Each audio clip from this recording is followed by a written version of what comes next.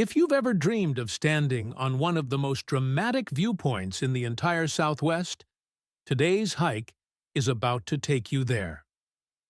In this video, we're hiking to the legendary Angel's Landing in Zion National Park, a thrilling, heart-pounding trail that climbs high above Zion Canyon and delivers sweeping, jaw-dropping views in every direction. Along the way, we'll cover everything you need to know, from permits and transportation to where to stay, what to expect on the trail, and what it's really like to make that final exposed climb to the summit. Zion National Park is located in the southwest corner of Utah, right at the edge of the town of Springdale. It's about 160 miles, or 2.5 hours, from Las Vegas, and roughly 310 miles, or just over 4 hours, from Salt Lake City. Because of the trail's popularity and safety concerns, hiking beyond Scout Lookout now requires a permit. Permits are issued through Recreation.gov and are available through 2 lotteries. The seasonal lottery allows you to apply several months in advance for spring, summer, fall, or winter hiking windows. The day before lottery opens daily for next-day hikes, perfect for last-minute trips. It costs $6 to apply, and if you're selected, there's an additional $3 fee per person to secure your permit. You'll be notified by email if you're selected, and it's important to bring a screenshot or printed copy of your permit, along with your ID, on the day of your hike.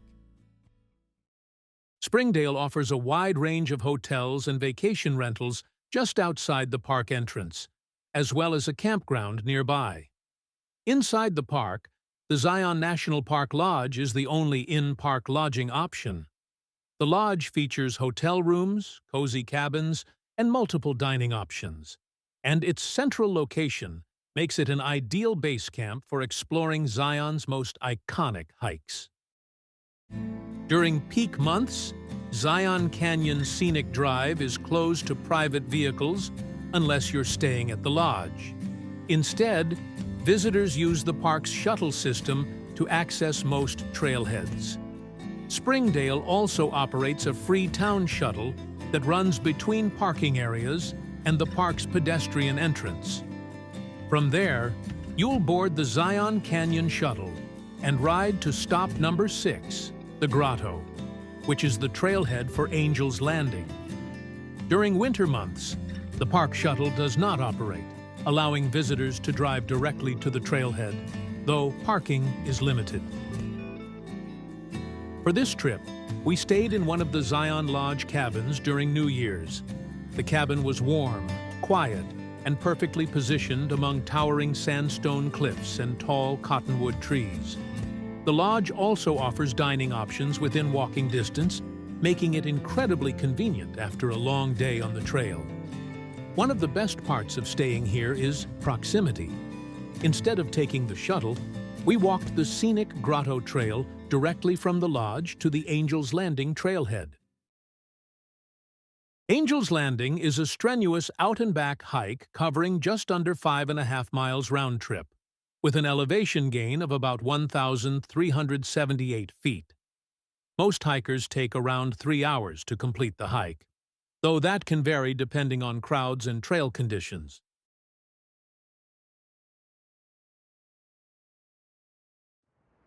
From the lodge, we began on the Grotto Trail, a peaceful, mostly flat path that runs about 0.6 of a mile to the main Angel's Landing trailhead.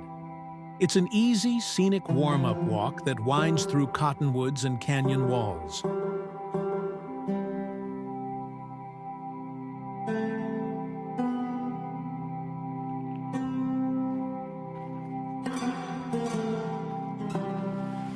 The trail begins by crossing a bridge over the Virgin River.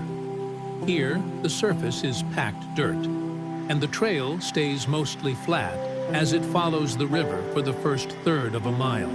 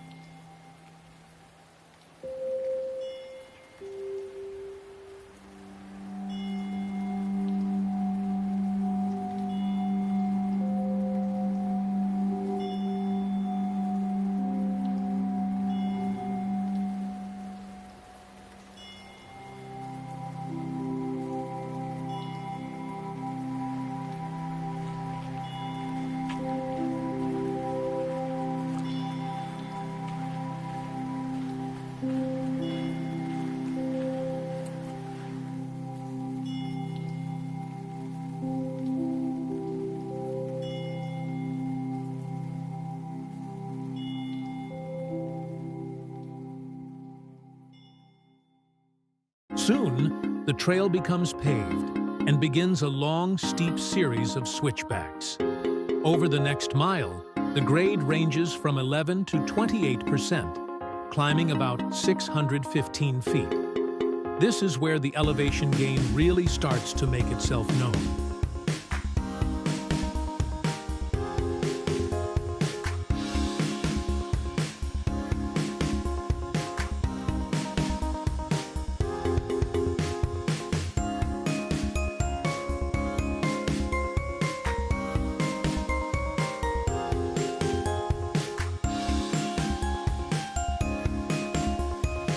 At about the 1.1-mile mark, the trail flattens and straightens out, allowing for a short breather as it gradually gains elevation over the next half mile.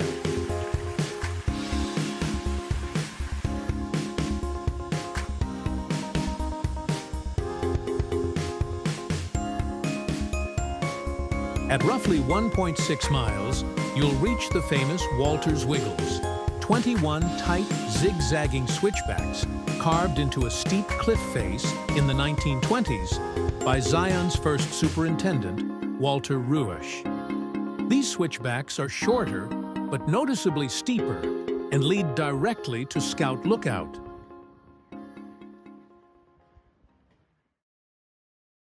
At Scout Lookout, the canyon opens up with incredible views into Zion Canyon below. This is also the checkpoint where park rangers verify permits and IDs. If you don't have a permit, this is where your hike ends. But even here, the views are spectacular. From Scout Lookout, it's about a half mile to the summit of Angel's Landing. This final stretch is narrow, rocky, and fully exposed, with steep drop-offs on both sides. Fixed chains line much of the route, allowing hikers to steady themselves as they climb and balance along the spine of the mountain.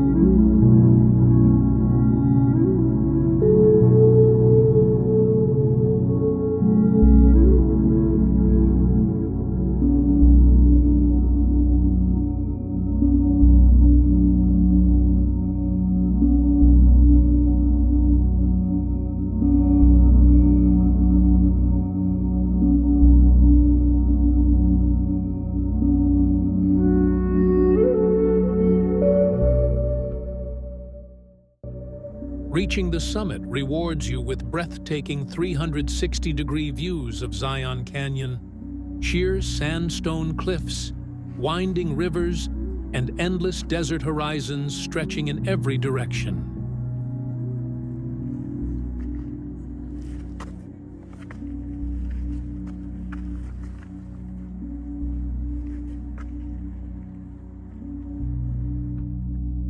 Thanks for joining us on this unforgettable hike to Angel's Landing in Zion National Park.